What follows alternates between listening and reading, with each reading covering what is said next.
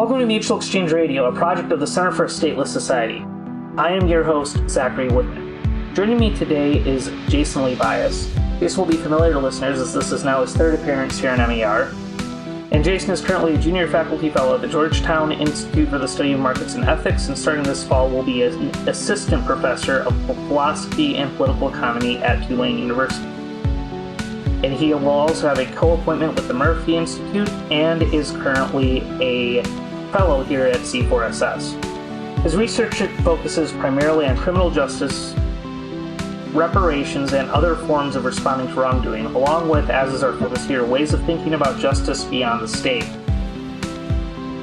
Now, framing our conversation are two papers Jason has been working on recently. One, responding on behalf of the natural rights libertarian to a critique Nozick made of his own natural rights libertarianism later in his career, which focuses on the expressive functions of state and social institutions.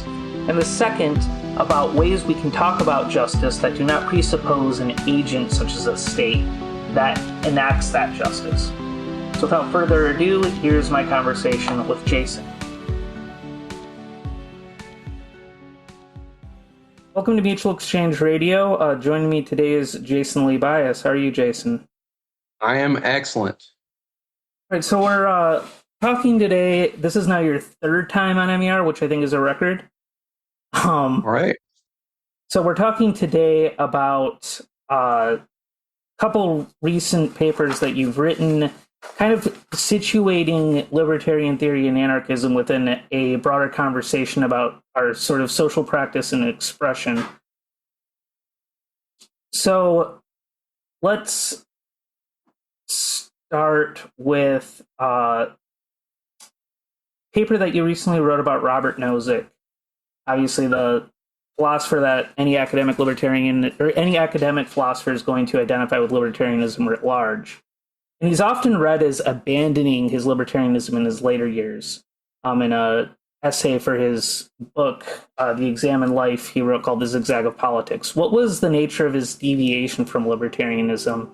What do you find wanting in it, and what do you find sort of like admirable about it?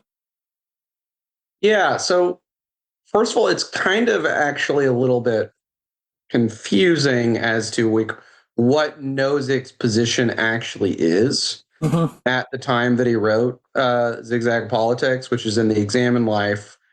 I'll say just a little bit about that because so if you read the Examined Life, you read The Zigzag of Politics, and you just read it kind of raw, and you're not like don't have any other context.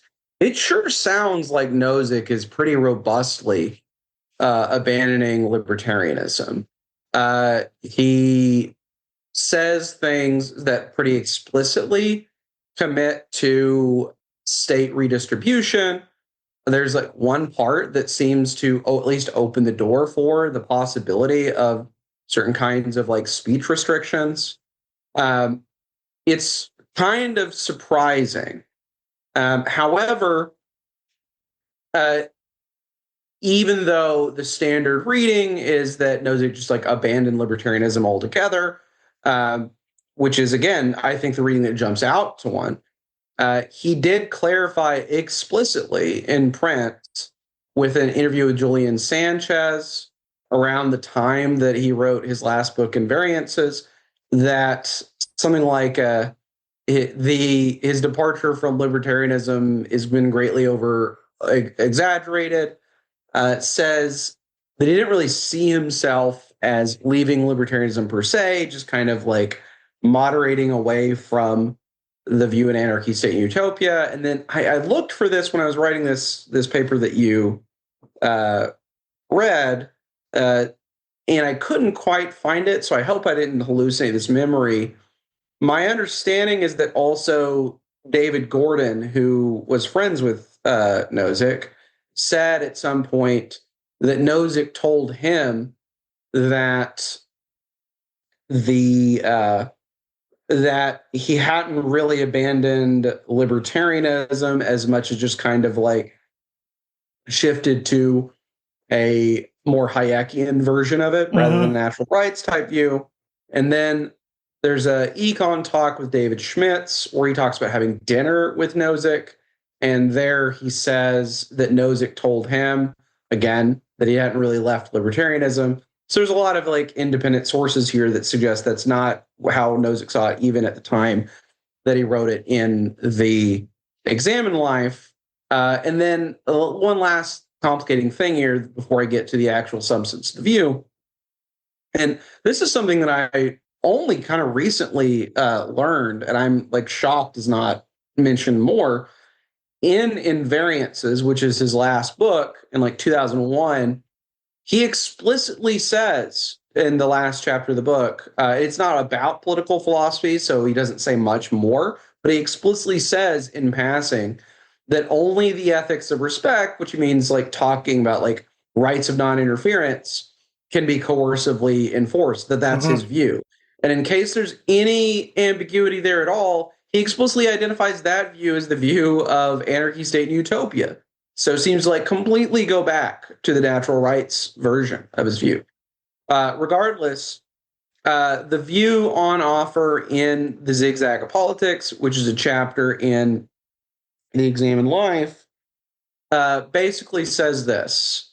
So there are a lot of things where the moral importance of it is not just in what it does in like a kind of a functional way, that it's important that I aid you, that if you're drowning or whatever, that I pull you out because it's important to do that in order to get you to continue surviving or whatever in this kind of functional way. But that their importance is in their expressive power. That it's something about like kind of embodying the symbolically embodying the way that we value something.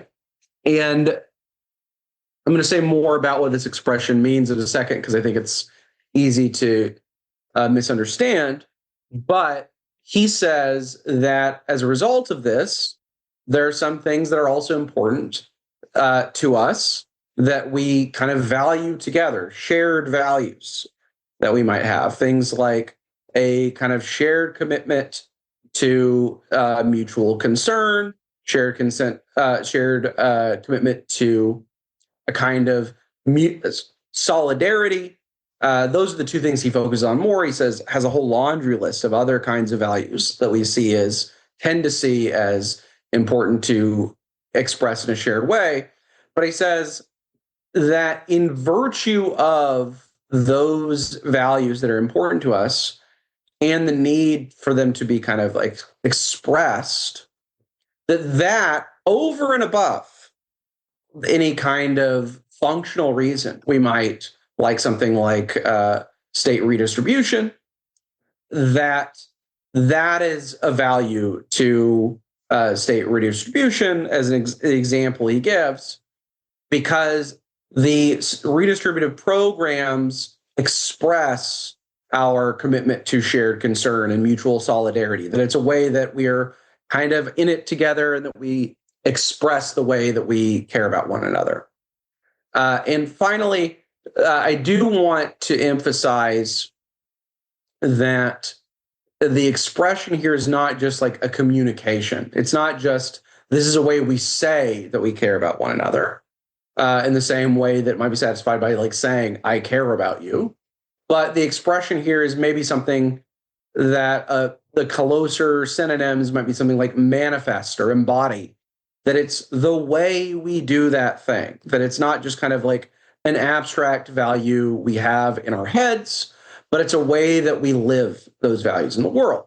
And the thought is state redistribution is a way that we as a political community share in those kinds of values. And he says, and given that it's important that we have an actual expression of those things, are not just the values we have in our head, it's even if, for example, the functional need for redistributive programs were to just completely end, that we just like lucked out into an enormous amount of wealth so that no one was struggling, we would need to find some replacement for the redistributive programs, that their functional need going away would not be all there is. That's the view on offer in the zigzag politics. And I guess one last little bit of that is he says there's all sorts of other values, including values like liberty, autonomy, etc., that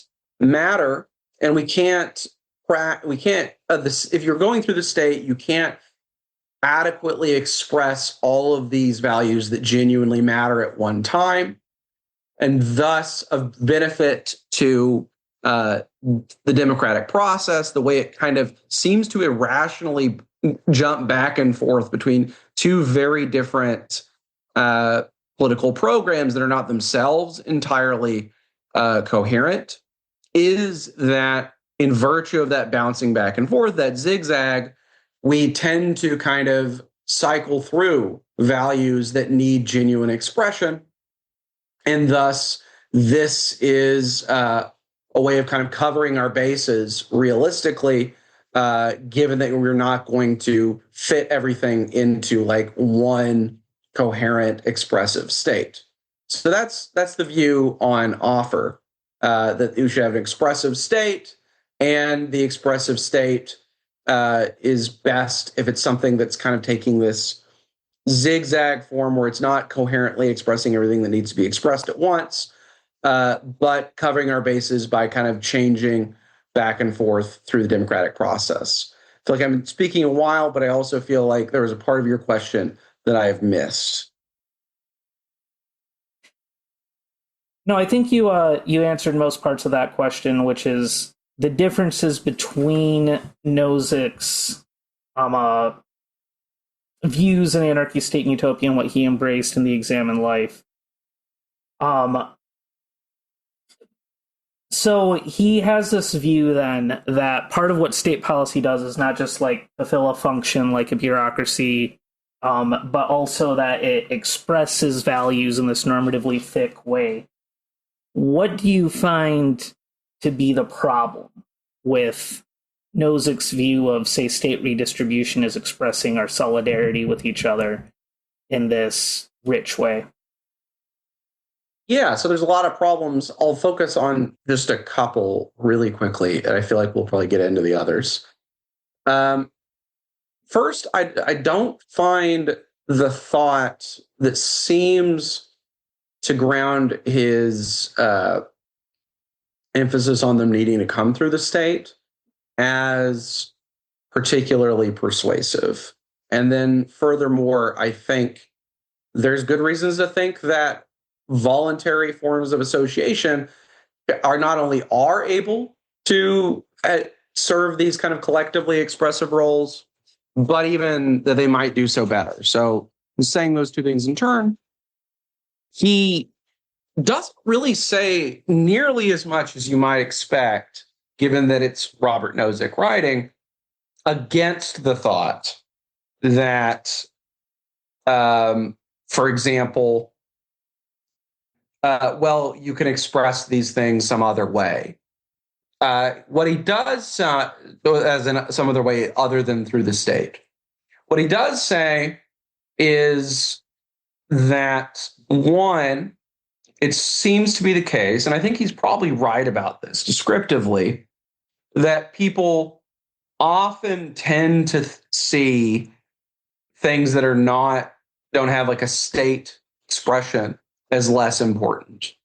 That, especially, I think this is especially clear when you look at the idea of some state program going away, that the thought is, if the state doesn't provide education, that seems to suggest that we care about education less, or that the state doesn't have any actual laws on something that might get rid of its laws on something that seems to suggest we're giving up on caring about this.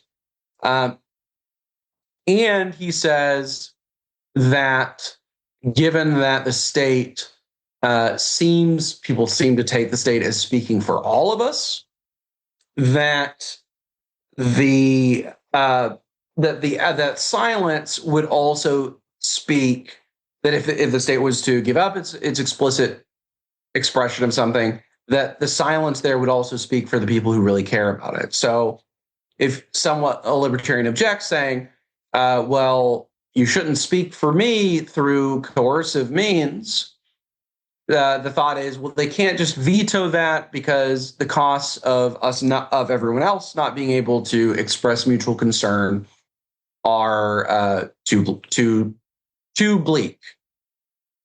Now, and he seems to think also that there's something about the way in which the ties of the political community through the state seems to be what forms the community, that it needs to be that's also how we express those shared values through for the political community, that get through the ties that also bind it, that create it, which are the laws and legal institutions. Now, I don't really think this quite works. So, for example, it may well be the case that there are a lot of communities that are kind of generated by sharing a state, by a state being formed there. So, what is it that generates New York City as a community that exists in the world? Well, probably the fact that there is a municipal government of New York City. That's kind of what that's what we mean when we say I'm in New York, is generally that you're within the bounds of that. What bounds Texas as a distinct community? Well, the fact there's a state of Texas, so on and so forth. That, I do think, establishes that those are communities that exist in virtue of states. However, I think that they're generated that way. However, I think that doesn't establish that they're strictly grounded in those. In other words, that those communities can only exist in virtue of the political ties that bind them. So, for example, or the state-based ties that bind them. For example, I kind of suspect that were we to reach anarchy, that probably the closest possible world to the one where we do is one where there are plenty of people who still see themselves as New Yorkers who live in the former municipal boundaries of New York City. There are plenty of people who still see themselves as Texans that live in the former bounds of Texas. It doesn't seem like that cultural, political community strictly depends on the state that generated it. So that's one reason for doubting claim. Also, there are a lot of kind of shared political communities that are not even necessarily state generated. So, for example, I currently live in Arlington, Virginia, which is in what people call the DMV, which refers to Washington, D.C., Maryland, and Northern Virginia. That is a very distinct community that people can say all sorts of things about, that seem to have a real expressive existence, but are importantly not bound together in a political way, other than the same way they're bound together with Idaho, and that they're shared parts of the United States. Rather, it's just a kind of emergent cultural community. And so that's another community that exists even without state generation. And then it's easy enough to think of all sorts of communities we live in, that we have shared existences that are not state related at all. Things like religious communities, diaspora communities, art-based subcultures, so on and so forth. Those are parts of our shared lives. And we can say all sorts of things about what the norms are in these communities. And that suggests that in order to have lives of shared concern, it certainly isn't the case that it has to reduce to state-based ones, and that even within those state-based communities, state-generated communities rather, they don't, the fact that they emerged through the state doesn't necessarily mean they reduce to them. People who often say they live in Chicago, even though they don't quite live in the municipal bounds of Chicago.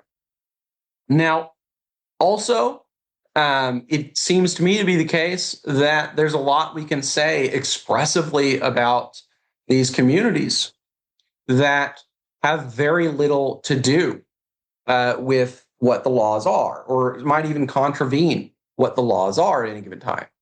So I think whether someone thinks this is a good thing or a bad thing, I think most people would say that the United States is a much more religious society than England, Scotland, Iceland, or I want to say Norway, even though these second set of places have official state churches, and the United States has an official wall of separation between church and state. There's something about the norms and institutions of the United States outside of the state that enable us to say that we in the United States tend to express more religiosity over and above the explicit state recognition of those things in these other places.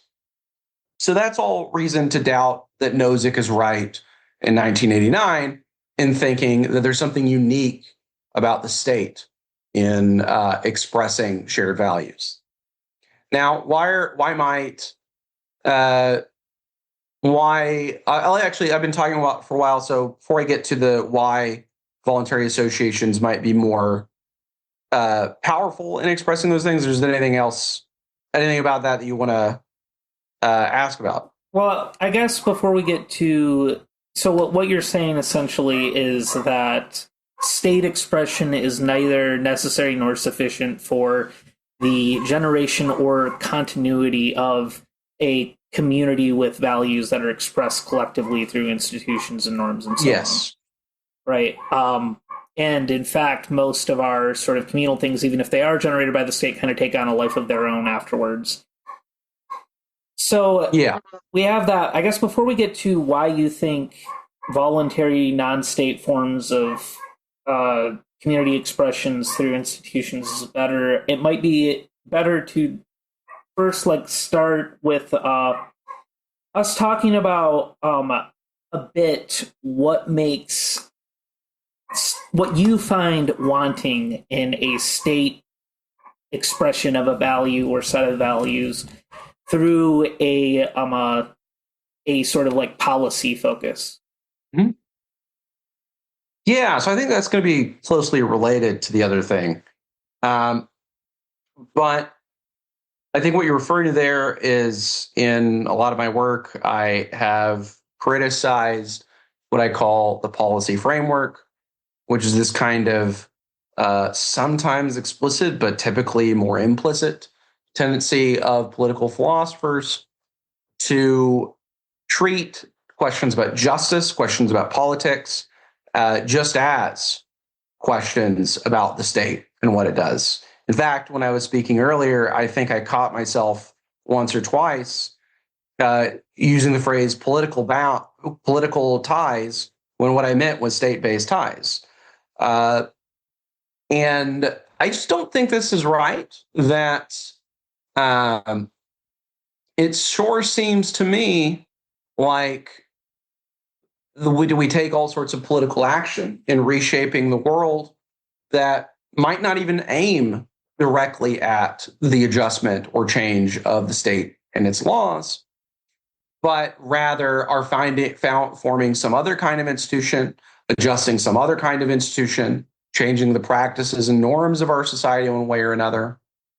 For example, when people go on strike, there might be some interaction with the state there at one point or another, but the primary thing there is adjusting the terms of interaction between the members of the union or the workers at a given place and the workplace in question.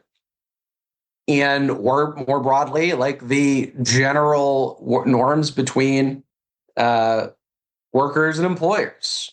That's the primary thing at issue there. And those things, the kinds of institutions, norms, and practices of society more generally, it seems like we can evaluate those in normative terms that might be worth calling justice. So that, in previous work with Billy Christmas, I called methodological anarchism. Again, seeing justice and politics as fundamentally questions about institutions, norms, and practices of society more broadly, not just the constitutions and policies of states. And then what about the other end? So once we start seeing these sort of institutions of a more voluntary civil society as ripe for expression, what makes them better than states at that Right. So, expression? yeah. One, so since the example we were talking about earlier is the redistribution stuff and expressing commitments of care and solidarity, as people listening to this podcast are probably familiar with, there's been a lot of libertarian work and outside of libertarianism within people in the social anarchist sphere. People like Colin Ward write about this as well, on these things that were called mutual aid societies or fraternal societies, which basically are cases in which people who are uh, themselves marginalized or in need of uh, themselves marginalized or likely to need some kind of safety net, pull their resources together such that when any of them falls on hard times, given that they have contributed, can claim it as a matter of right. It's kind of a outside of the state social safety net. These were highly effective. If you want to read more about them, recommend David Beto's work. Incidentally, this is something that it sure seems to me like is just totally undiscussed outside of libertarian and social anarchist spheres. In terms of wanting better critics, I would like it a lot if people who are not libertarians or social anarchists would, when talking about the alternative to state welfare programs, be at least saying something about why they think mutual aid societies can't work the way they used to, rather than assuming that the alternative is just charity or something like that. But anyway, it seems to me that a community that has pretty robust access to the ability to join one of these mutual aid societies, such that people do in fact know that in the world they actually live, in the community they actually live, there's some means of accessing, like accessing a means of collective self-help in this way, that it seems that those sorts of practices, those sorts of norms, are a way that our community can express mutual concern, can express solidarity, and in fact might even do it better for a few reasons. So one reason, and I don't just talk about mutual aid stuff in the paper, as you know, is that there's greater powers of articulation in the forms that voluntary associations can take. And by that, I mean that there's a lot more variation in the specific way that we might express something, that we might express one given value or another. That if you have a state welfare program that is supposed to cover basically all sorts of cases, that's one program. And so it kind of necessarily has to have a one size fits all orientation.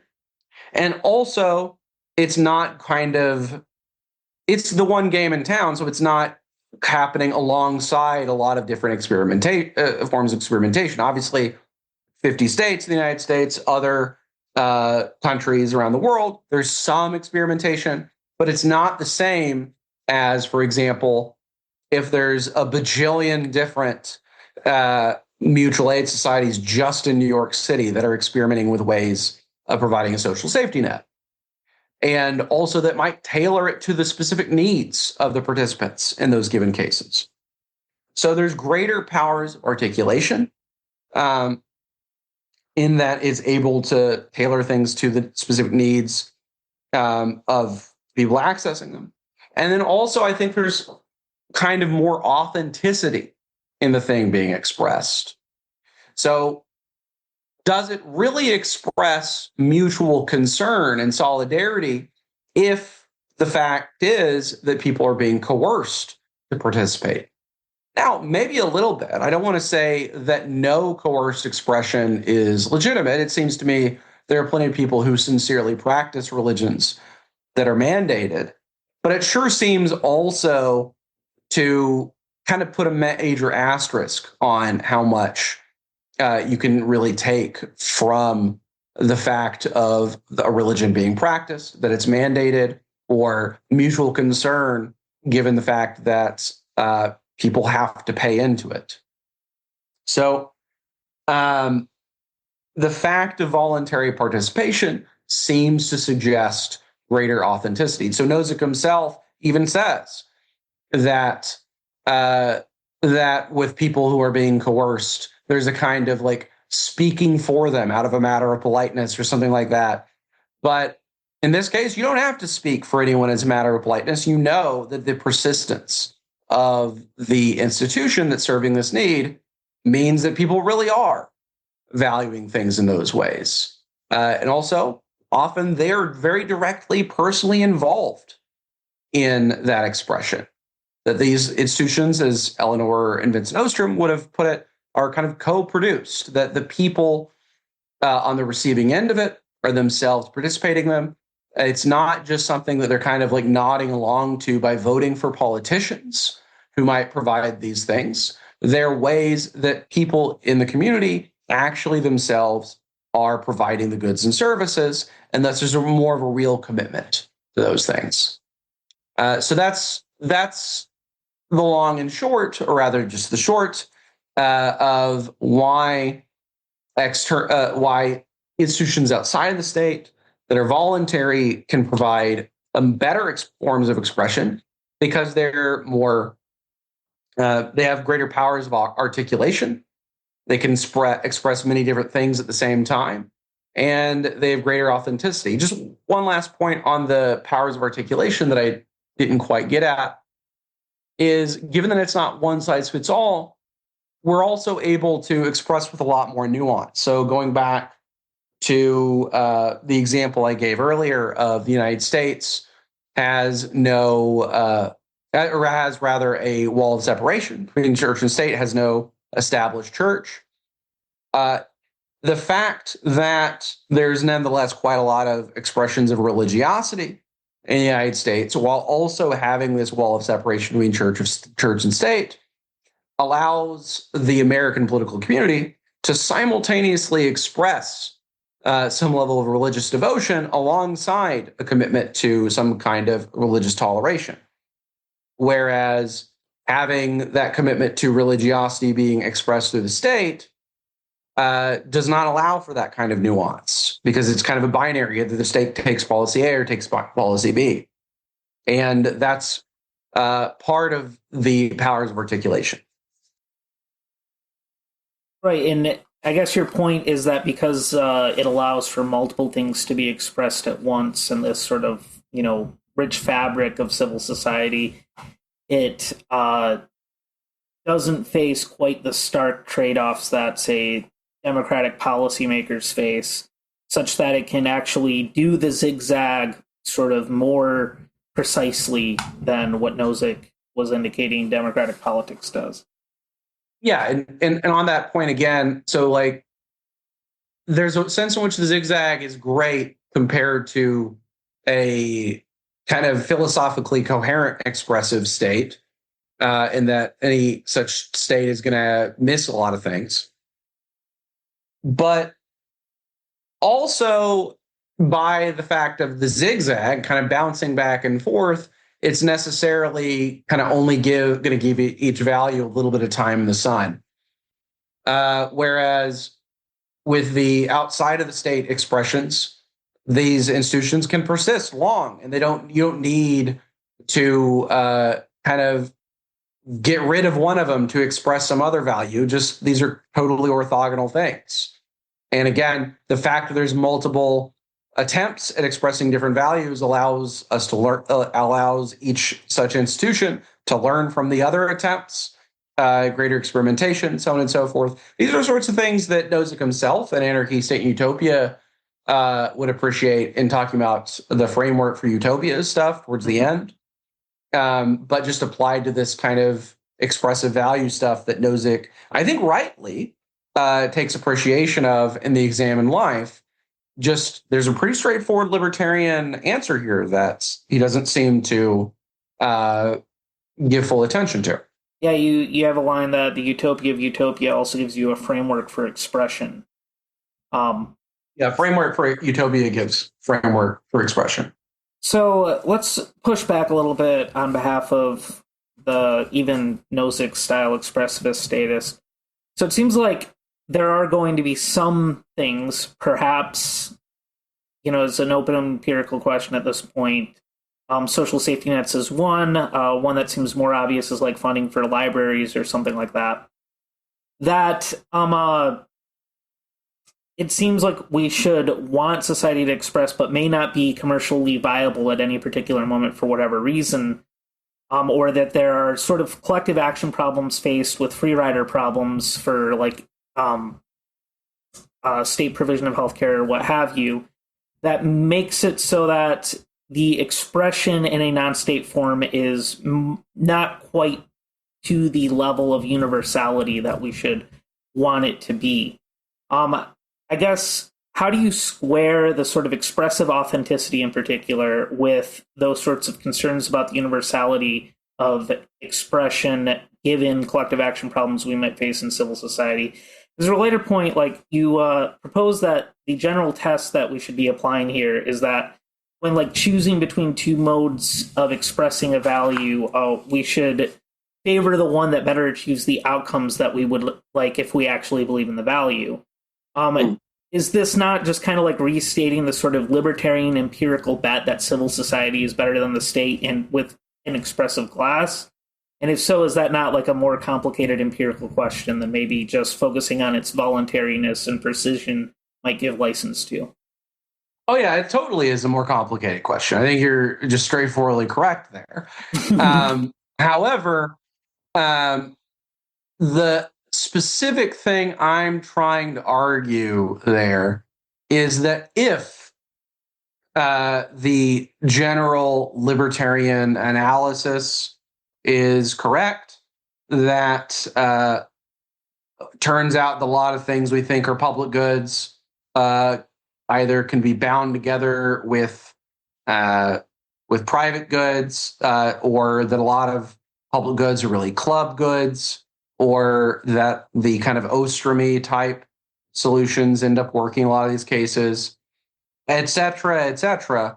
If all that's correct, then it's just not the case, as Nozick suggests, that even all of the functional stuff aside, that we would still have this expressive reason for these institutions. Rather, the functional stuff is part of figuring out whether or not we have expressive need for these institutions. And I guess the point here is that's because Nozick and the Examine Life had this asymmetry between seeing state expressions as uniquely expressive, but not private ones. Yeah, and one last thing. So the test that you're alluding to there, which is something I write about elsewhere in a different context, but I mention in this paper as well, is I say that so when you're looking at a case where there's all sorts of ways you could imagine expressing some given value, and one of these forms of expression, if that was the general practice, would better serve the ends you would really care about if you cared about the value in question than the other one, then the one that would fit those functional needs better is also going to be the more fitting one. So, for example, if you know that two forms of responding to wrongdoing would, in the abstract, be ways that you could understand us as expressing rejection of that wrongdoing, and you know that the first way is going to be actively criminogenic. It's like actively going to get you like more of that wrongdoing, even though it's understood as a rejection of the wrongdoing. And the other one would do a good job of actually reducing the incidence of that wrongdoing. Then it sure seems like that second form of responding to wrongdoing is going to be a lot more fitting. And why is that?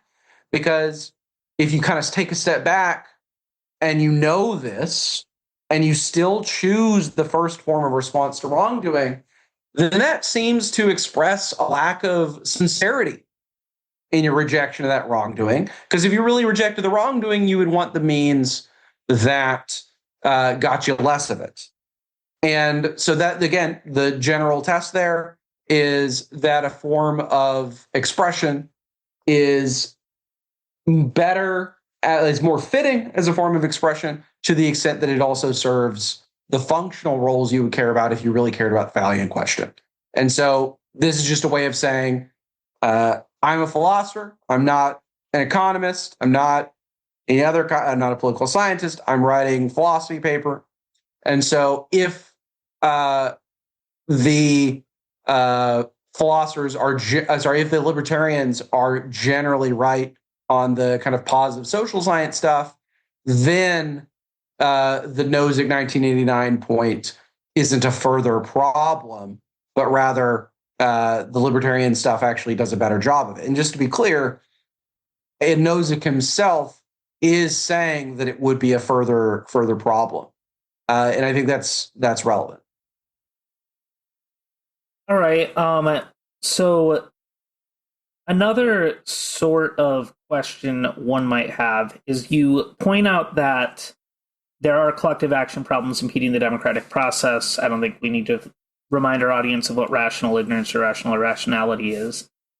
How exactly does that come to undermine the expression of values through the democratic process?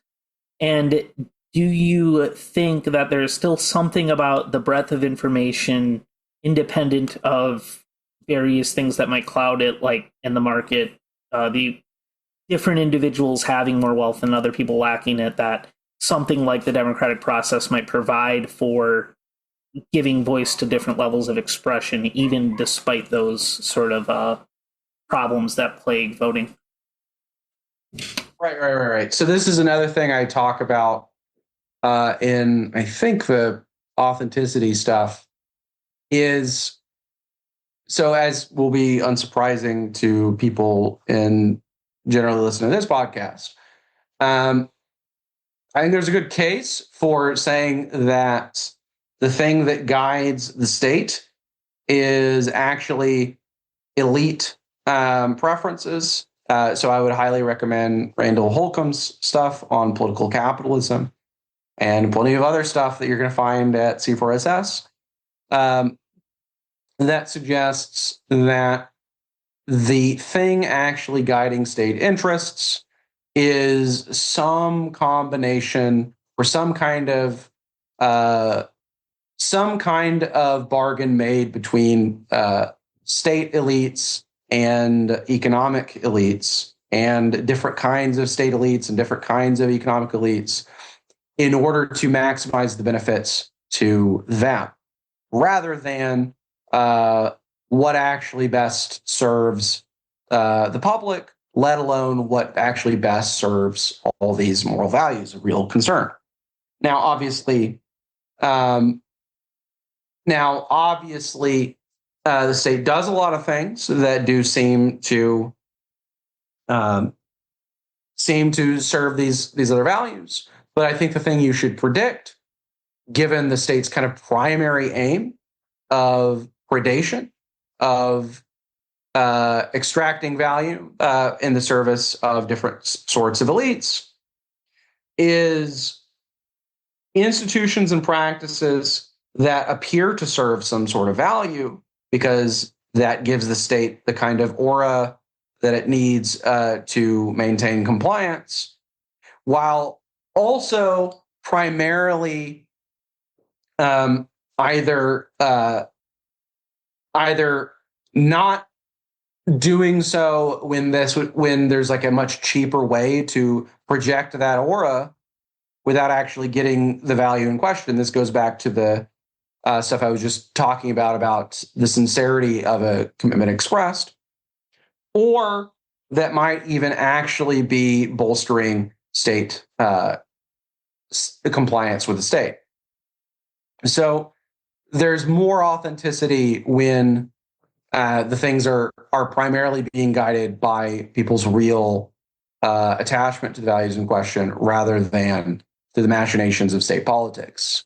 And then also, given how even when the state is acting more democratically, problems of rational ignorance and rational irrationality mean that people are likely to favor policies that don't actually serve the values in question very well. So, for example, good reasons to think that if you really care about people finding housing, you really care about availability of housing, etc., probably shouldn't want rent control. Nevertheless, persistently popular policy, precisely because of wanting to make sure people find housing, that you're likely to see much less epistemically informed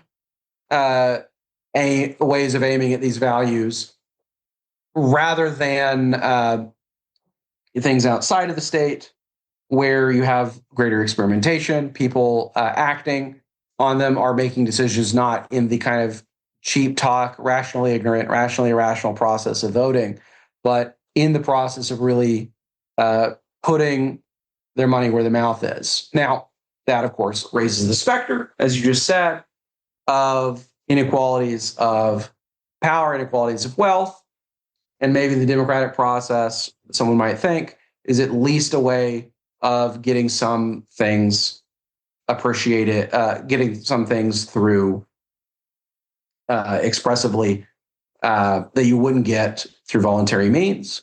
I guess I'm just skeptical that, especially given the elite domination stuff I was talking about, that a centralized source of power is actually going to better account for the interests of those with little access to actually guiding the direction of that power than alternatives where people are able to act for themselves in the pursuit of different values. It's definitely the case that the institutions, practices that exist will probably still tilt towards the wealthy or those powerful in other ways. But it's a comparative assessment. And I think the democratic process is going to be much more tilted towards elite domination than these other things. That's the long and short of it.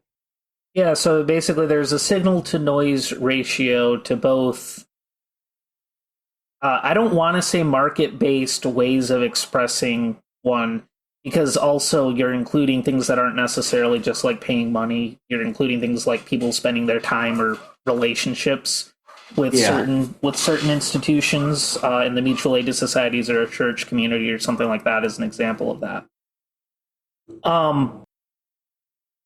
There's a signal to noise ratio both with non-state ways of expressing norms through relationships, ownership, or buying and selling, as well as through the democratic process. And your point is that a lot of the same sort of spheres of material influence that might distort it in, especially the market case, are also going to distort it in the political process, given the reality of lobbying and all the power of political capitalism stuff. Yes. So another worry one might have is that you argue about that coercion intervenes the authenticity of expression of these values.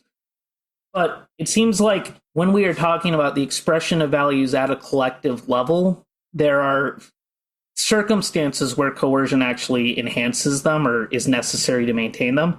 Just to take an example that will be especially congenial to libertarians, the Constitution's requirement of due process or trial before something, that maintains itself not because any particular judge, lawyer, or cop in the legal system believes in it. It maintains itself by coercing all of them, putting the restriction on what they can and can't do. It seems like we would still want those sorts of values through any non-state sort of court system, right? And I understand there's something of a disanalogy from a libertarian rights theory perspective here between the authenticity expressed by that value, since that's kind of a value of autonomy that we're respecting, and the one when it comes to providing for, say, solidarity for another person through voluntary giving versus coerced giving to a welfare state.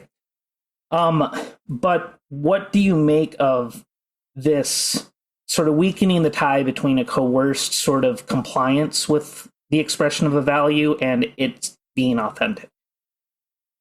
Yeah, I guess I would want to say that in that kind of case, unless I misunderstood it, is that it's not that the cop is expressing, the cop who is being restrained by the law is expressing commitment to the thing, but rather that the rest of the political community is expressing commitment to one's liberties by restraining the cop. In fact, the fact that the cop has to be restrained is exactly why we might say that he doesn't express too much commitment to that value. Now, that also suggests, obviously, someone who doesn't have to be actively restrained but has like a genuine concern for it, that person might express the commitment to the value in some other way. But the fact of the law so restricting them, that's not their expression. That's the expression of everyone else in that commitment. Right, and that's what I mean when I say it seems like at the collective level, coercion doesn't seem like the key thing in the authenticity of the expression. So as a socialist would like respond by saying, well, by the same token, me taking your money to contribute to the poorhouse or a welfare state or what have you is the rest of the community collectively expressing its value of solidarity in a way that doesn't impede the authenticity of the fact that it's not voluntarily given. I see, right. Yeah, but then there's a huge difference between the two cases there, which is that in the redistributive program thing, taxation is something that in one form or another, whether that's by income tax, some other tax, or sales taxes, something that everybody is being coerced from that. So it's not like there's one or two holdouts that we are actively constraining. It's not like there's the party expressing the commitment to solidarity by doing the coercion and then the party being coerced. Those are often the same parties, right? In the, at least on the model being suggested. So that would be the main kind of response there, I think, off the top of my head. All right. I guess they might disagree over whether there are holdouts. It's a few holdouts or not. Like they always rely on this rhetoric of like even Bill Gates or Warren Buffett says they should be taxed more, whatever. But we can put a pin in that because I think that the real objection that's going to create the asymmetry here is this next point you're making about personhood and agency being sort of a sacred thing that curtails or constrains how we should express our values collectively in society. Nozick in The Examined Life changes how he treats rights, where he starts to treat them more as a moral goal and instead as a side constraint. What do you find wanting about 1989's Nozick's shift away from rights as side constraint? Yeah, so first I think it's important to note that he does shift away from them as side constraints. And Anarchistic Utopia makes this important distinction between rights as moral goals and rights as side constraints. Rights as moral goals, you might imagine a situation where violating one person's rights stops us from prevents the violation of 5 other people's rights down the line. And if you see rights as a moral goal, then you're going to go ahead and violate one person's rights to stop the violation independently of 5 other people's rights down the line. But then you're not really treating them as having rights, because rights, an important feature of what makes them rights, is that you treat them as side constraints, as in independent of whatever your goals are, this just isn't a thing that you do. That is kind of not even, it's not putting it into the calculus, it's just saying the calculus is not going to get us an answer where this is the thing that we do. And the reason that's important is because a part of treating people as ends in themselves and not mere means is that they're not just some really highly valuable object, but rather that there's something that you categorically treat as not an object at all, that you don't use them in the same sort of way. And Nozick in 1989 does say, yeah, we have respect for rights and all that, but that's just like kind of one expressive aim among many. There are commitments to liberty and autonomy and so on and so forth. But the problem here is that by trading off between a respect for rights by seeing it as like one of these expressive goals among many, it's like directly treating it as rights as goals rather than rights as a side constraint. And I just don't think that it's actually consistent, that it's actually possible to really be treating people as persons while still treating your respect for their liberty, for their autonomy, as a moral goal, exclusively a moral goal, rather than also as a side constraint, as he does in Anarchy, State, Utopia. And why is that? So this is by far, I think, the most ambitious part of the paper. I'm not totally certain that everything I say here is going to work.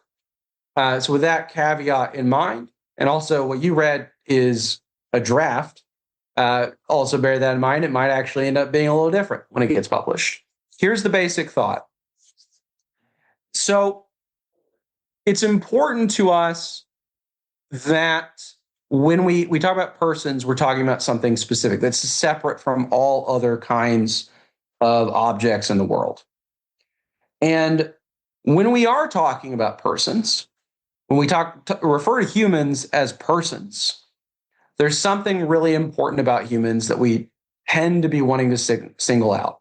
That's this, is that we have a kind of reflective, rational agency, that I have goals and I choose between my different goals. And those goals are not just continued living. It's not just pleasure itself, not just avoidance of pain, but all sorts of things that might relate to living, might relate to pleasure and pain, but are goals I've selected independent of those things. And I might even sacrifice my life for some goal. I might even sacrifice pleasure or accept a lot more pain in the service of some other goal. And when we reflect on our actions, we think of what we might have done differently. That we have this kind of reflective, rational agency. We set our own ends.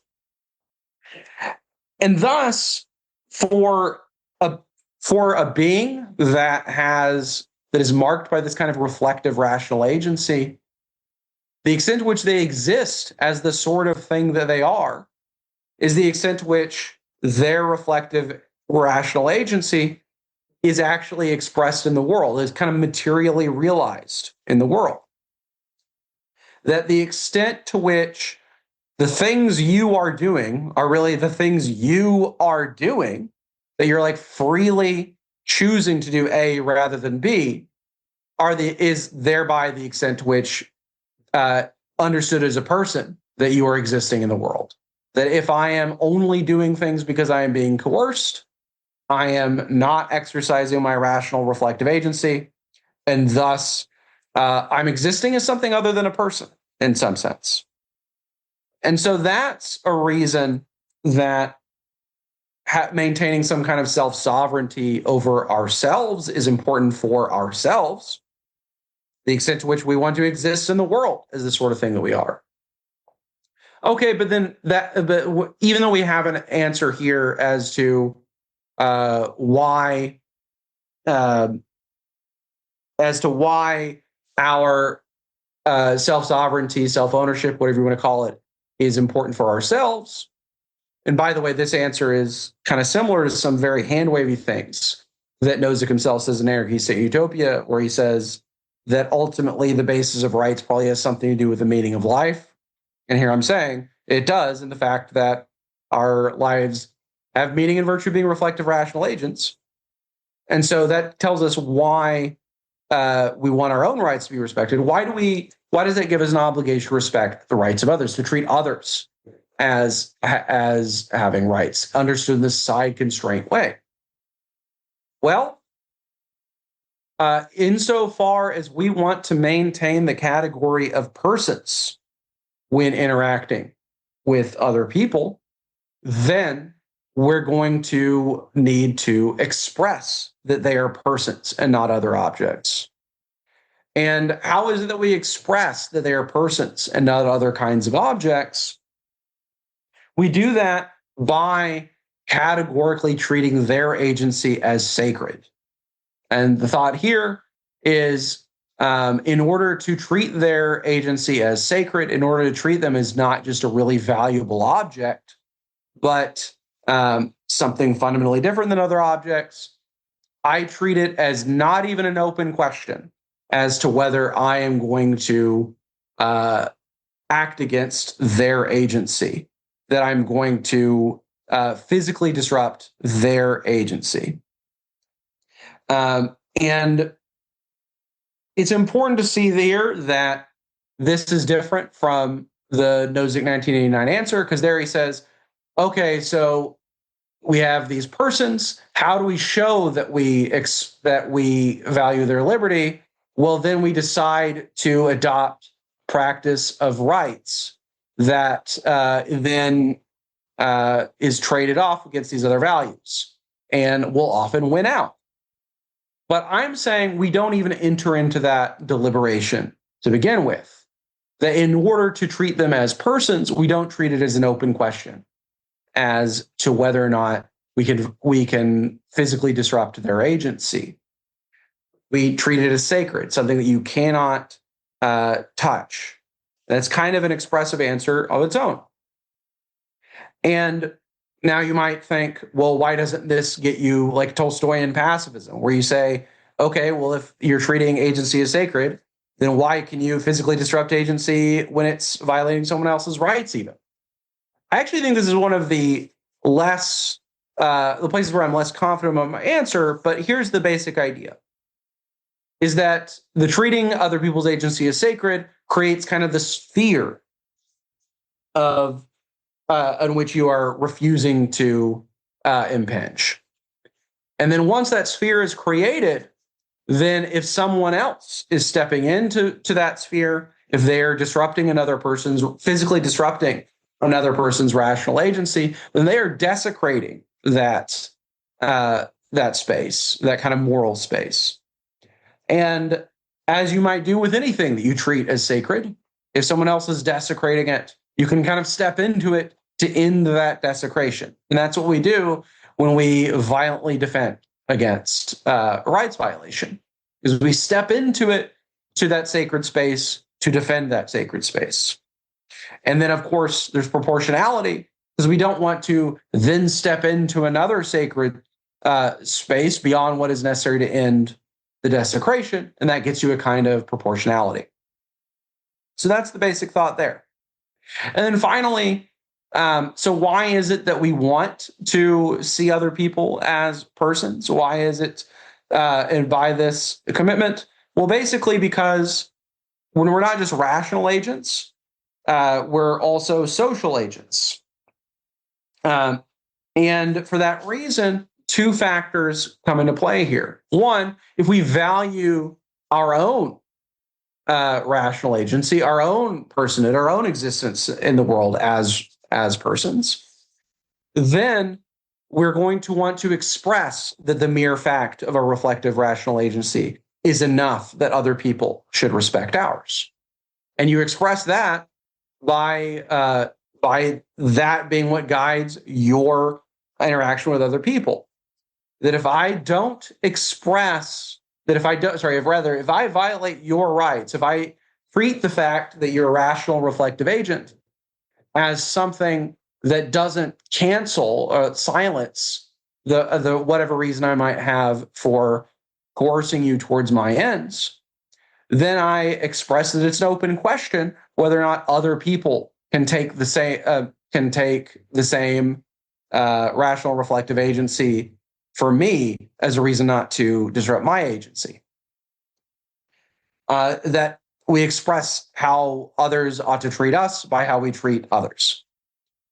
And then you might think, okay, well, maybe you might just want to take a gamble, and you might want to say, okay, maybe I'm not going to, maybe I should want to maintain my existence in the world by my own strength, by my own ability to make sure other people respect my rights rather than this kind of consistent expression or something like that. But then I think putting the line of what sorts of things you're going to treat as persons versus object is anywhere other than just like the mere fact that someone has reflective rational agency is going to create a constant question of whether or not the reflective rational agent you're interacting with at this given moment is really a person or is really just an object. That if how you're making that decision of whether or not you violate someone's rights is something other than the fact of reflective rational agency, the question persists, and thus you can't have the same kind of full human connection, the full human sociality that you can by taking it as a given that this is a fundamentally different sort of thing, and thus the value we have in communion with other people is just not as stable, not as secure.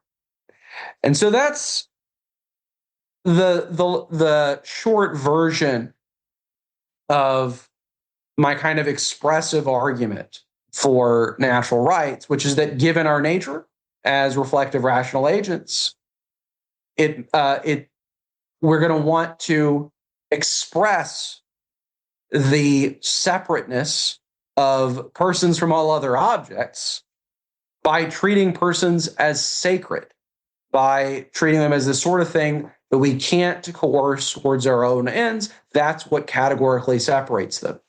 And not treating them in that way dissolves that categorical separation, and thus all the value we get by communing with other persons is also dissolved. That's the basic idea. Yeah. So there's a lot there. I guess the main thing to tease out is in the draft you gave me, and even more so in your comments right now, this sounds very much like a Kantian argument, right? You're making an argument for the sacred private sphere of personhood on the basis of the authority of rational deliberation. You're making an argument for an almost like transcendental argument for moral reciprocity of rights in terms of the authority of rational deliberation as such, not just your own rational deliberation and the pain of contradiction with which one would do it.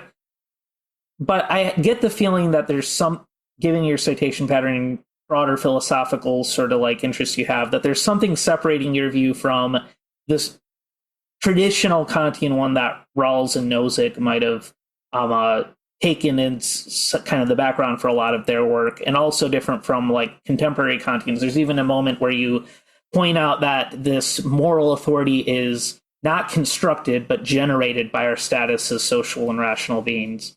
That would make it different from some like Kantian constructivists like Kierkegaard.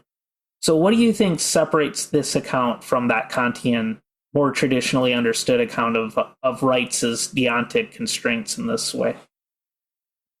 Yeah, so I'll start by saying that I don't know how much it's not a Kantian account. I don't know how much it is a Kantian account. I don't know that I fully, totally understand all of the Kantian constructivist ways of going about things.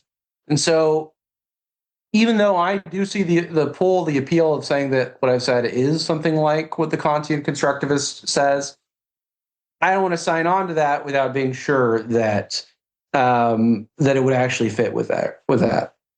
Here's what I will say is how I get there is something that I take coming out of the Aristotelian view, that humans are, what makes them distinctive is that they're rational agents and that they are social beings. All the stuff I said about what makes us distinctive is rational reflective agency. That's just kind of the difference for Aristotelian between having a vegetative soul, that where the thing that you're pursuing is a continued survival, or an appetitive soul, where the thing you're pursuing is pleasure, and a rational soul, where it's these kind of higher ends. And out of that is basically what's generating the rest of it. And also, one thing I will say is I don't like the term constructivism. And sometimes I wonder if the thing that I don't like is just literally the term itself.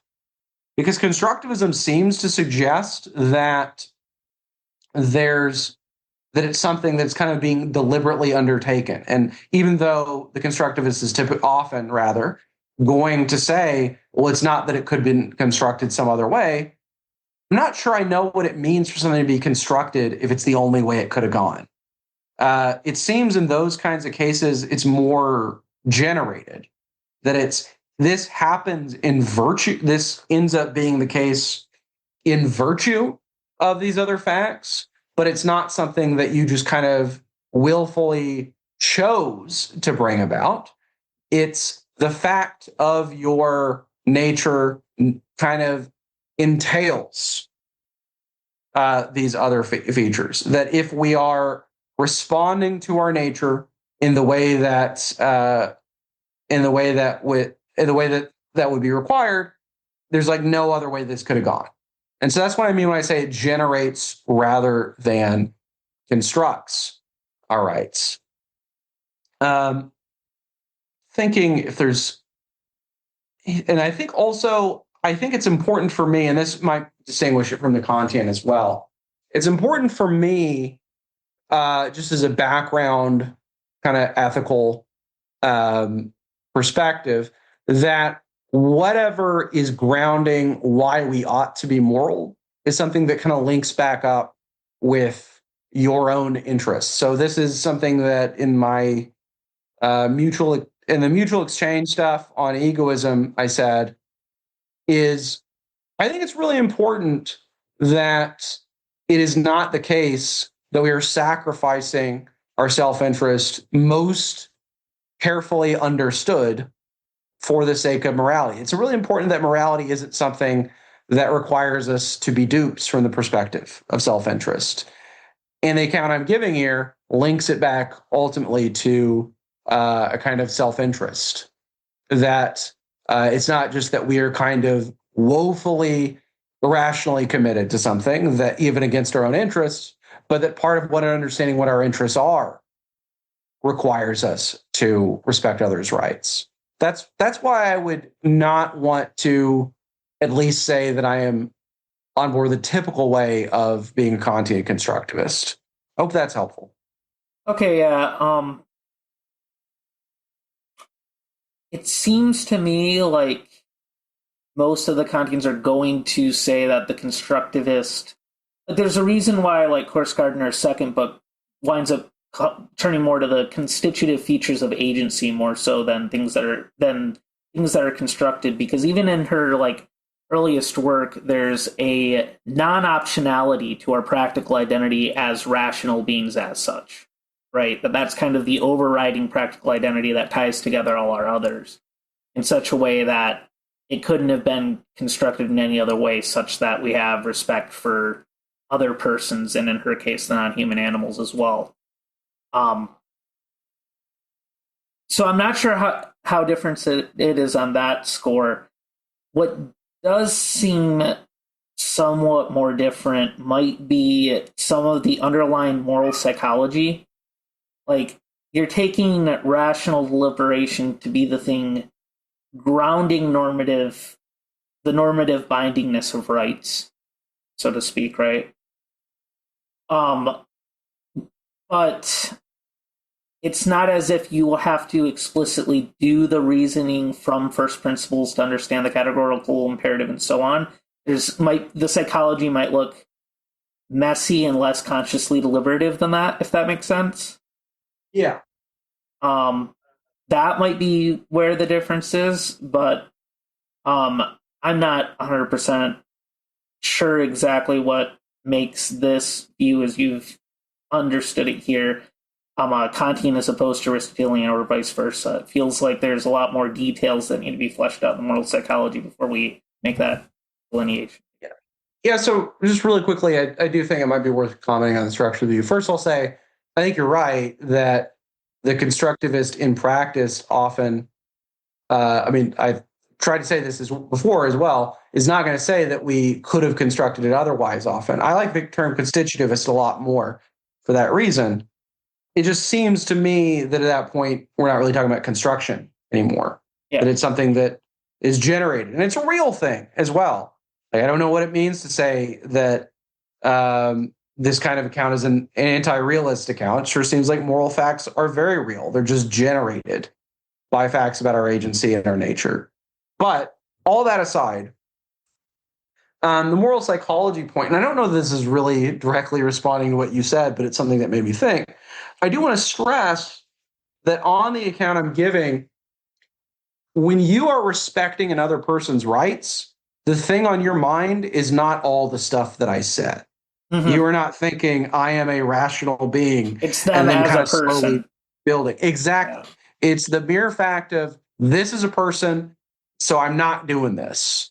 And that's the whole point, is that you treat them as sacred. You kind of like close off deliberation that you might use them in some other way. And again, this is the difference between awarding people rights in virtue of expressing a commitment to liberty, is that you're not thinking, it's not an option for you how that you treat them some other way. It just, in virtue of the fact that as a person, it directly follows I don't treat them some other way. Mm-hmm. And I kind of intentionally use the word sacred to give the sense of kind of what some people might see as kind of irrational religious zeal. Because I think that is part of what it is to have the category of persons, is that you close off deliberation in that way. In the same way that you understand what is a physical object or not a physical object by the fact that you think that your physical, something you do physically is not going to have an effect on the non-physical object. You understand that what is a person is just not something that you have that you have the moral prerogative to treat in this particular way. And the deeper explanation stuff only comes in explaining why that kind of sacredness, treating other people as sacred, is not like an irrational thing we're doing, but something that that is to our own interest to do, and that we are not being duped into doing that, but rather that in virtue of what it is to be a person, what it is to be human, and the interest we have in virtue of that this is really what we need to be doing. And then again, that kind of gets to the Aristotelianism that would ground my picture. Mm-hmm. All right. We ended with like a discussion, I guess, of the kind of metaethics and first order normative theory connecting your libertarian view of justice. Now let's connect it to like criticisms of the state. Let's sort of like finish that circle and go back to what makes this account of justice relevant to anarchists. So there's another draft of a paper that we're discussing where you're addressing some complaints that both statists and anarchist political philosophers have to the very use of the concept of justice to begin with. And I think to a lot of our audience, and especially those in the more anarchist activist sphere, the thought of an anarchist not talking about justice is just like, seems kind of surprising. It seems like that's what's motivating a lot of it in the history of thought, of the tradition. And it seems strange to someone from an anarchist background that any statist would have a doubt about talking about any sense of justice without presupposing the state. So what is motivating sort of the problem here that anarchists might have with justice, or statists who want to work with justice might have with anarchism? Yeah, so I'm going to focus on the anarchist side of that, because that's more what I talk about there, and I think it's a more interesting claim. I'll say a little about the statist side of it in passing.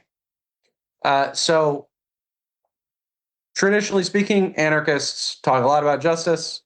The William Godwin book that's often considered first big work of anarchist philosophy is called Inquiry Concerning Political Justice, or maybe there's more to the title of that, but it definitely has the word justice in there. Spooner sure talks about justice a lot. Even a lot of egoists like Benjamin Tucker and Victor Yaros go out of their way to say why their view still allows them to talk about justice. Generally speaking, anarchists historically are very concerned with justice. But something you'll see in the contemporary world interacting with anarchist activists is every now and then people will be skeptical of putting our complaints in terms of justice or injustice, our demands in terms of justice. And Peter Gelderloos, in this article called The Justice Trap, I think gives a good statement of the worry here. And it's kind of the mirror image of the policy framework stuff that we were talking about way earlier in this podcast. We don't want to get too into the policy framework stuff because there's a whole episode from 2020 where we discussed that paper. But briefly, what is that? Yeah, the policy framework, again, is just the view that justice and politics are fundamentally questions about the state and its constitutions and policies. And basically, the Gelderloos paper says more or less the same thing. It just says that's a reason not why we should be looking at things in terms of the state, but rather there's a reason why we should not be thinking about our demands in terms of justice. And why is that? Well, Gelderloos seems to think that justice is kind of directed at having a deciding agent. That it's kind of like a normative, evaluative concept for use by an agent with authority. That if you're deciding something justly, you are the decision maker, be that like a state judge or state bureaucrat who is saying, here's the way we should carve up the world. And this kind of fits with again, the statist version, the policy framework, where justice is kind of, if you're looking at the world from like a God's eye point of view, and you're saying what is a better way for it to look, what is a worse way for it to look, that justice is what guides you.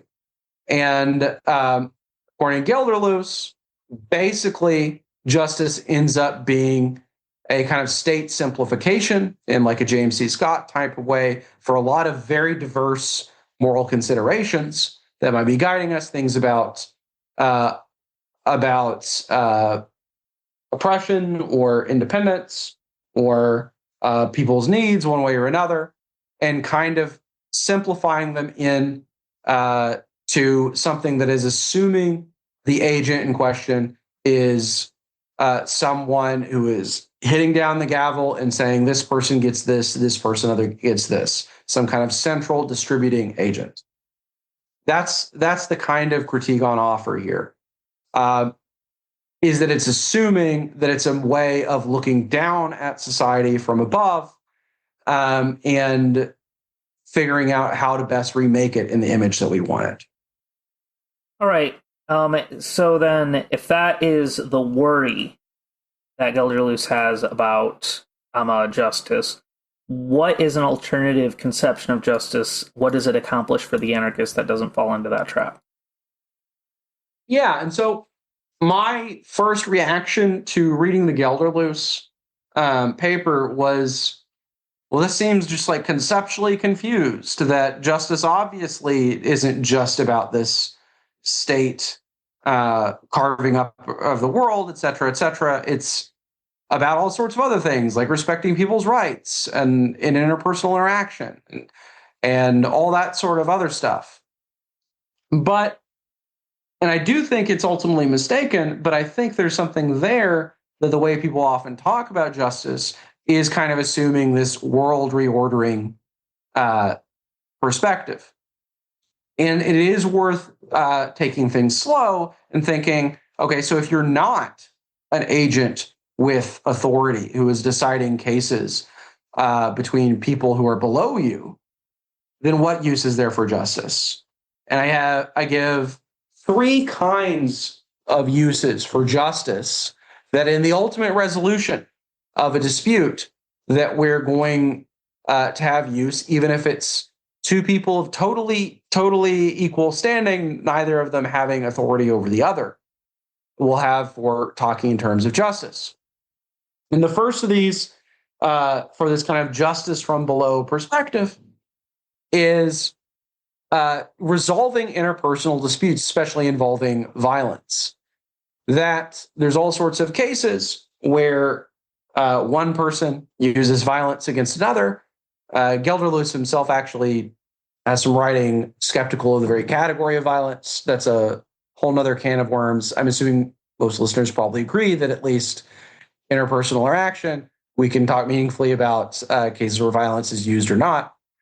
Regardless, trying to figure out whether someone has stolen something or whether they're taking back something that is rightfully theirs, whether someone is aggressing against someone or whether they're defending themselves, whether they are defending themselves purely within their rights or whether they've gone beyond that, beyond what is proportional and are now aggressing against someone, even if what they started out with was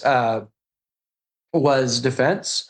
Those are things that we need principal ways of separating between, and not because we're assuming the category of like a state judge, but rather because we need to know whether that's a case where we ourselves feel inclined to take the side of the person using the violence or the person on the receiving end of it, such that if we're deciding whether or not this person owes someone something else as restitution for what was done to them, whether or not in the moment we are going to intervene, et cetera, et cetera. That is not assuming kind of a position of authority.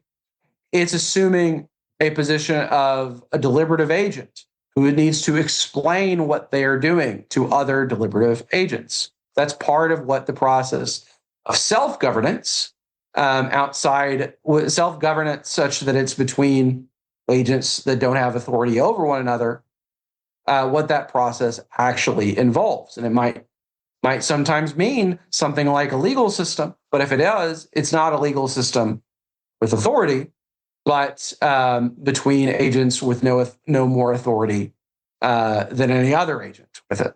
And so that's the first means, is that kind of resolving interpersonal disputes, knowing whether or not the case we have at hand is one in which someone is wronging another person and thus ought to be responded to in one way or another, or whether they're not wronging someone else.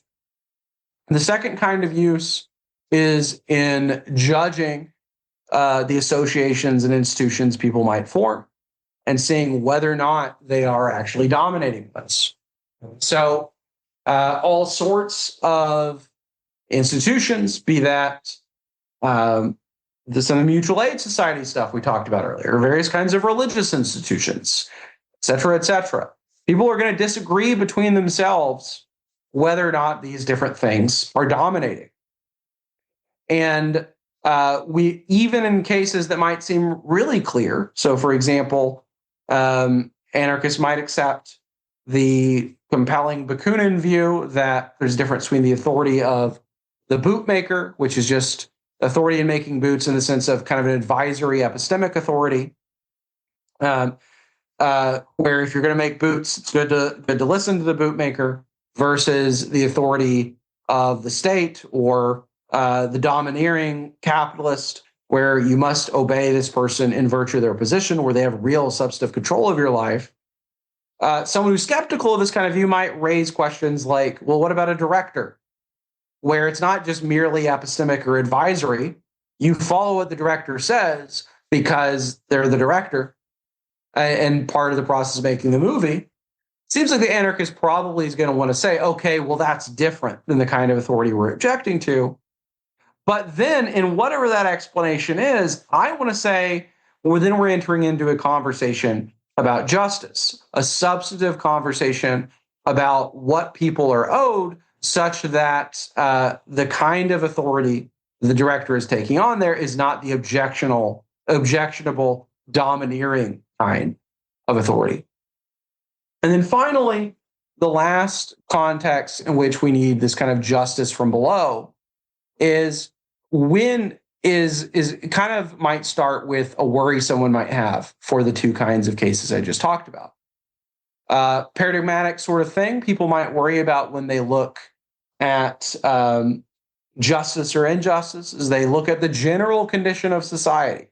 And they say the bare fact that some people are scrambling in conditions of poverty where other people, particularly wealthy, that it sure seems like that's something that is a kind of injustice that any account of justice or injustice needs to speak to.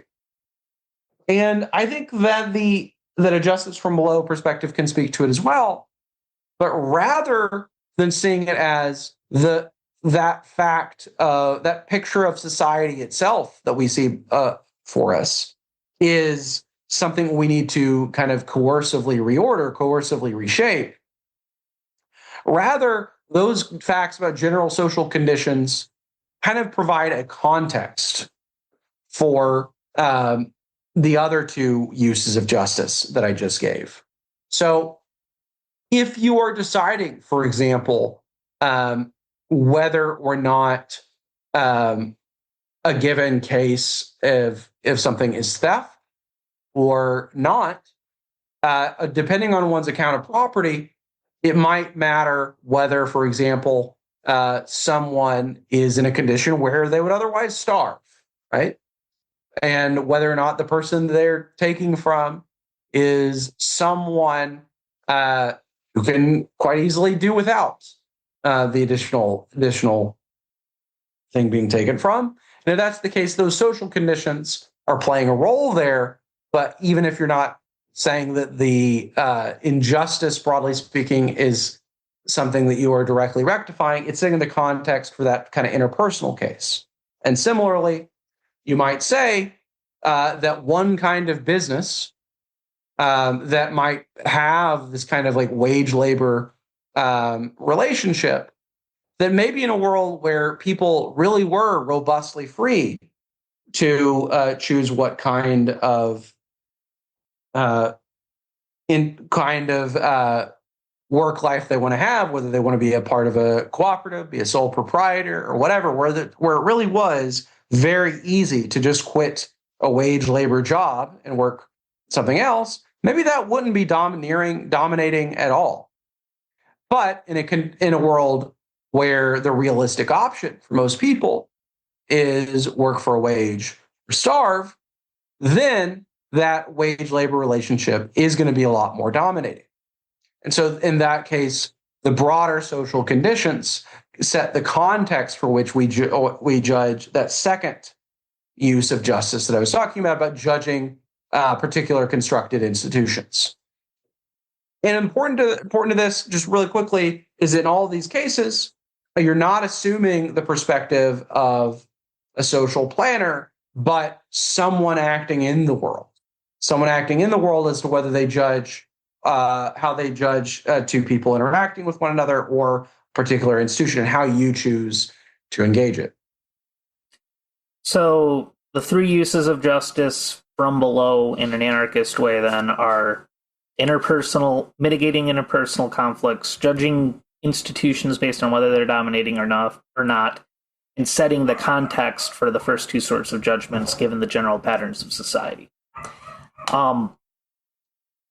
But when we think about sort of how this justice would be enacted in your framework as someone who's more of a market anarchist, that a lot of more social anarchists, more sympathetic to Geller-Luz's type arguments might raise, is that what generates this concern of justice being viewed from the perspective of a planner above is not just the state's monocentric authority, but also the sort of like bureaucratization, what Max Weber called rationalization, that happens anytime you try to organize sort of social coordination at a mass scale, right? And it seems like there's a worry that if this sort of polycentric legal order that is making judgments about justice winds up, it's going to need sort of some like bureaucratic mechanism for sorting out genuinely novel cases from new ones, just to reduce transaction costs in the system. And so it's going to wind up kind of emulating this bureaucratic from above look that a state might. Like Scott is pretty explicit about the sort of seeing like a state from above in a way that abstracts and simplifies being not just a function of state, but also of corporate bureaucratic structures. There's a worry that justice conceived of in this anarchist framework might wind up emulating that perspective again. How would you respond to a Gelderloos social primitive anarchist more who might push that line? I don't know if this is totally responsive to what you're saying, but feel free to repose the question if it's not. Quickly, yeah, I mean, I think the fact that it's polycentric, decentralized, that means that it's separate both from the state simplifications and their need for bureaucratic rationalization and the large corporate behemoth case. It's not simplifying, it's rather kind of illuminating. So the difference here, you might say, is you imagine two people having a conversation and they're explaining to one another, well, why did you think that this was a case of theft? Or why did you think this person was defending themselves or whatever? And then you draw attention to, okay, well, if this happened in this other kind of case, you would say X or you would say Y. And it's drawing similarities between the cases to illuminate it rather than to simplify it per se, to draw out the things where you would say this in another kind of case. And maybe there's some level of simplification in drawing likenesses between other different kinds of cases, but I don't think it's the same kind of flattening simplification that you have in the state case, but it's rather just the kind of, and again, I would say rather illumination of drawing out what is salient in order to be consistent in the way we apply the different cases. And maybe there might just be a difference here between the approach I would want to give and an approach that doesn't think we need to respond to things the same level of consistency at all. And then I would just disagree on that. I would say we need some means of responding to like cases like. It's just that it doesn't need to be in this flattening, simplifying way. I guess the worry here isn't about... In one way, it's orthogonal to the point you're trying to make, and in another way, it strikes at the heart of the disagreements that you and I, as market anarchists, would probably have with anarchists who are critical, or anyone, anarchist or not, who's critical of modernity as a whole. And it's orthogonal in that it is asking the question about how you are instantiating these sort of, calling them principles of justice is not quite doing justice to the complexity here, but this conception of justice as something guiding interpersonal disputes, rather than sort of the philosophical work it's doing at a conceptual level.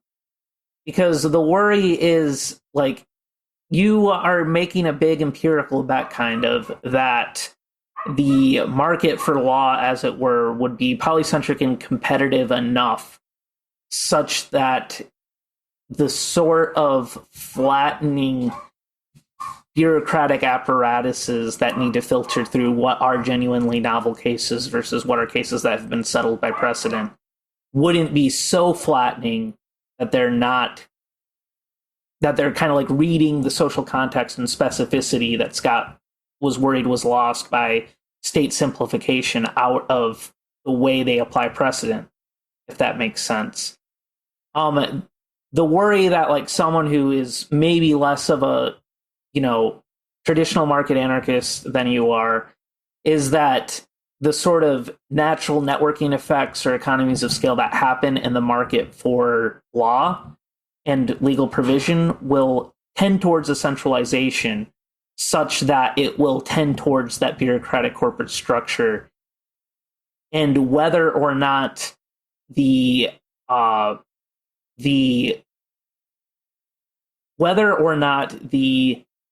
implementation is going to wind up actually emulating the flattening perspective of state-based justice or not is going to depend on that kind of empirical economic question as to whether the market for law is sufficiently competitive at scale. Does that make sense? Yeah, but I don't so. think the objection touches the conceptual philosophical point about there being a role for justice outside of it. The question is about whether it can be instantiated in a market anarchist context without turning back into what it was originally meant to critique. Yeah, and I think that last little bit is the important one, is that maybe there is a dispute between the Gelderloos type anarchist and someone like me, but it's not necessarily that. But then the dispute moves from there's no use for justice for the anarchist, like as a conceptual matter. The justice has this kind of like necessarily is a concept about the state, and the anarchists using the concept of justice are kind of like an atheist who still thinks in terms of sin or holiness. But rather it's saying that when you do have use for justice, it's going to be through institutions that end up getting totalizing in this sort of way. And then that's an empirical dispute. All right. And one other question I had is there some tension between the sort of perspective taking when we go into what you call the third use of justice, judging the background conditions of society, and the first two, where it seems like there is a kind of stepping back and a kind of abstraction that happens when you take the view of how things generally are in a society that might be in tension with this view of justice as this thing that's grown up from below as mitigating impersonal disputes and might be highly specific and very context ridden and extremely, messy and strange in all the ways Scott talks about earlier, sort of like property arrangements might have been. It seems like some sort of abstraction is necessary to be able to make these sweeping sort of social scientific generalizations about the conditions in society. The question is, how much is that perspective then polluting the other two ways of thinking about it versus how much of it is just setting context? And what are the principles for telling when that happens? Yeah, so I will start this by saying a very unfortunate answer to the second part of your question, which is I don't know that I have a great answer on what are some principles to make sure that it's not doing that. Rather, what I do have is just kind of like the orienting element of it, which is, again, what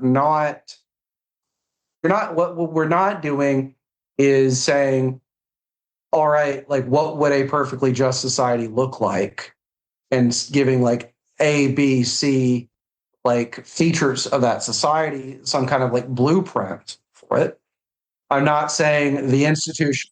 Yeah, exactly. I'm not saying that the institutions and the basic structure are all organized in this very particular way. I'm not giving you any kind of picture here that derives from principles of reason itself, the right to vote or a ban on campaign, or giving you a transcendental deduction of campaign finance reform, which you kind of see in Justice, Fairness, and Restatement.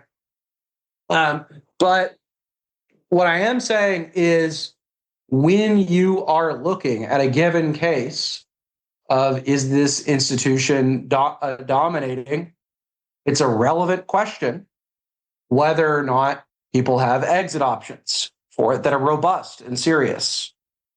That is not saying anything about like what the best society is going to look like. There's a million different ways that a society might provide robust exit options such that a given relationship is not dominating, and in ways in which it might not provide it. You are looking pretty squarely at the situation, the micro level situation at hand, and then stepping back to the macro level situation and not asking what's the best way this macro level situation could look. You're just looking at, okay, here is a feature of the macro level situation that when we step back into the micro level situation suggests that the micro level situation is dominating. That, again, for example, easiest case is there aren't really robust exit options. Now, I do think that really consistently applying this context-setting way of looking at the macro level questions is going to require more careful principles to make sure it's not sliding back into the kind of Rawls-like, blueprint-like way of looking at the just society. But I don't have those on the table yet. But I think this is at least the right first step for thinking of how the anarchists ought to be looking at justice. All right, and last question I always ask: what are 3 books that were formative in shaping these papers, or you're thinking about political philosophy in general, that you would like the audience to read? Yeah, that's a good question. Not one I had thought a lot about, but I guess off the top of my head, so I already mentioned the Gelder-Lewis paper, which is called The Justice Trap. I already mentioned James C. Scott, Seem Like a State, all that kind of stuff. So I already obviously mentioned all the Nozick stuff.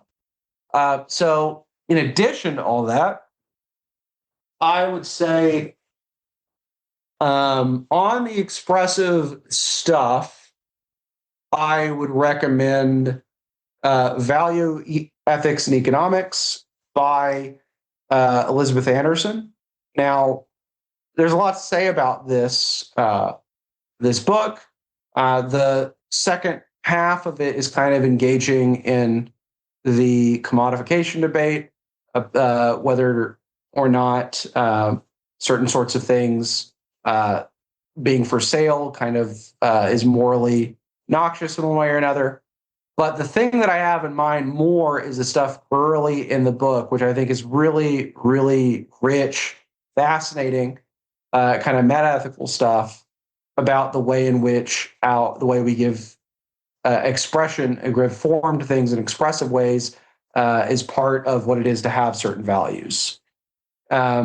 So that's kind of guiding a lot of my interest in the expressive is Anderson's account there. Or maybe another thing to look at with respect to that might be some of Gene Hampton's stuff, even though I ultimately disagree with the conclusions about punishment, such as righting wrongs versus correcting harms, or correcting harms versus righting wrongs, the goal of retribution, where she argues that it's important that we have some way of reaffirming the value of people, and that's why you might need something more than mere material compensation after certain kinds of wrongs.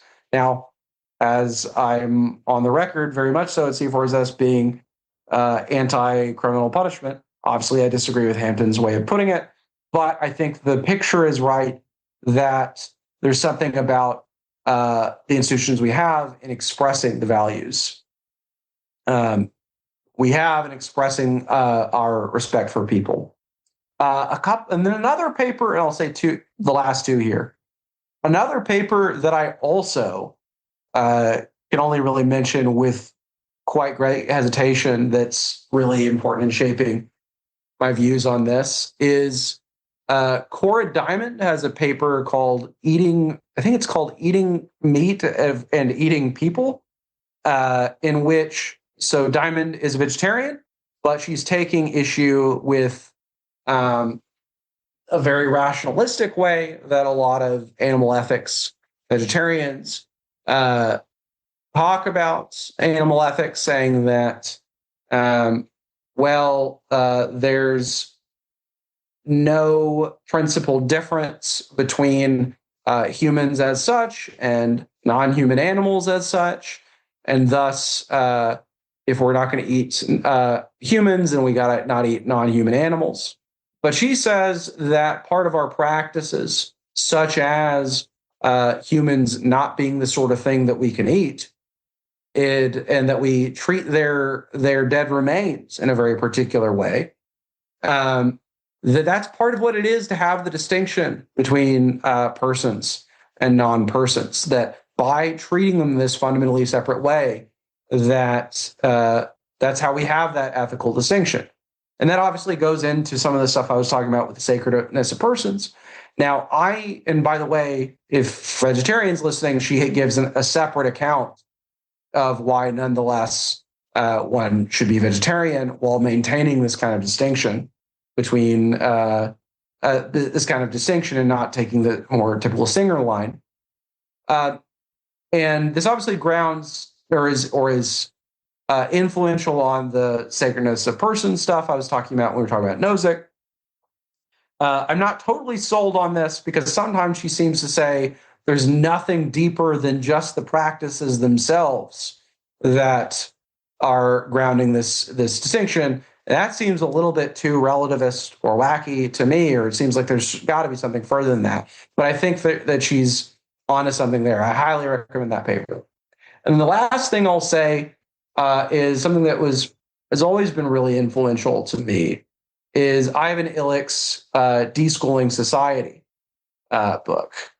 And I would really highly recommend it to everybody, even if you're not particularly invested or interested in the topics of schooling or education or whatever, because the biggest impact it had on me is not really the narrow topic of education or schooling or anything like that, even though it has like interesting, informative, anarchist-friendly things to say about those, but more with like the way that we can sometimes come to mistake or conflate the official institution that we have adopted for this or that value with the value itself, that it becomes unthinkable to be at odds with formal schooling as we know it, because that's kind of the way that we have come to express education, the way that we value education. And that means both, even though like that, and this can kind of have like an ideological effect on us, where if actually the value of education is very poorly served by formal schooling, or that some alternatives to formal schooling might be significantly better for the purposes of education, that it's kind of hard to see that because we've been kind of locked in by adopting this particular way of expressing our commitment to education. That had a really profound effect on me on putting an emphasis on the difference between the formal institution we have that serves them in and that end itself. And thinking of taking kind of a more taking a more critical eye towards the official instantiation of things and saying, are there alternative institutions that might serve that value better? And that if there are, then perhaps that other alternative institution is actually a better expression of the value in question. So those are, I guess, among the things I didn't explicitly mention here, some things I would recommend. All right, Jason, thanks for coming on. Thanks.